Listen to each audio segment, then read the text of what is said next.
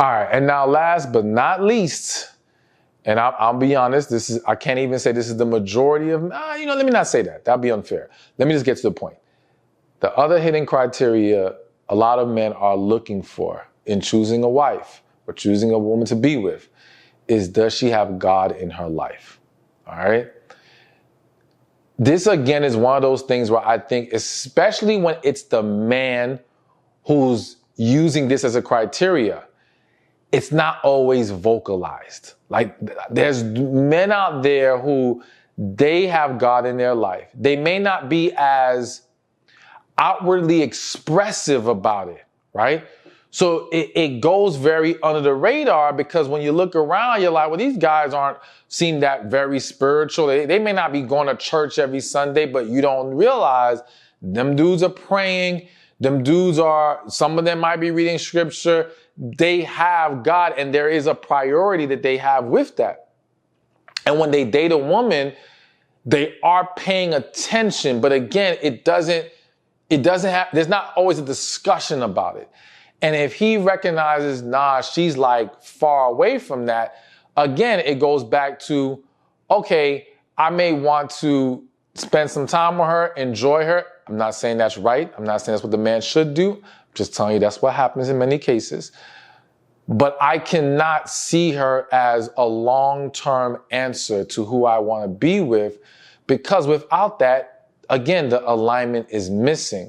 As well as for some men, they may feel like with that woman not having God in her life, she doesn't have the proper foundation for him to believe that she will embrace the characteristics and the traits necessary to be that great wife that he's looking for. Okay? Now, again, men, to me, evaluate the spirituality of a woman, I believe in many cases differently than the woman evaluates the spirituality of the man. I do believe, when I hear a lot of women speak about, well, he wasn't on the right level, or he wasn't where I want him to be, they're naming things like, I don't see him going to church, or I don't see him reading the Bible, or I don't see him praising and work. Like, they're looking for things on the surface. And for him, he's looking more a lot of times in the mindset. All right. And in the, how you embrace God. And when he brings up God, how do you respond to that? Because I remember seeing this TikTok recently where it was some dating thing, and the guy mentioned God, and one of the girls, oh, God stuff. Like, she rejected it.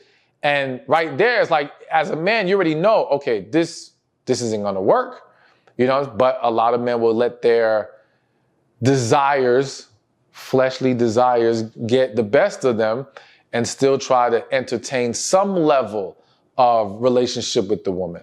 Okay. But one way or another, that is important. And at the end of the day, listen, I don't tell you all these things because I want you to try to be something that you're not. I want you to be you. I want you to tap into your true self. And I really believe for many of you, if not all of you, at least one or more of these things on this list is something that you can tap into in a way that is going to shine more in your life. And if you don't even feel like, well, that's not who I am, I believe for some of you, we gotta resolve some of the things that have been suppressing those parts of you that actually do exist, right? But at the end of the day, I want you to be your best you. I want you to be your authentic self, because I want you to receive the man who is truly in alignment with you.